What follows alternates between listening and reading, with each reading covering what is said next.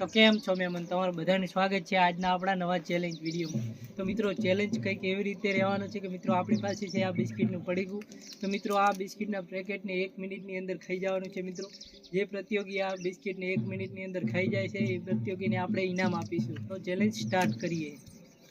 તો ગાઈસ હવે આપણો પ્રતિયોગી બિસ્કિટ ખાવાનું ચાલુ કરે છે। હવે આપણે આપણી મિલેટ ચાલુ કરો।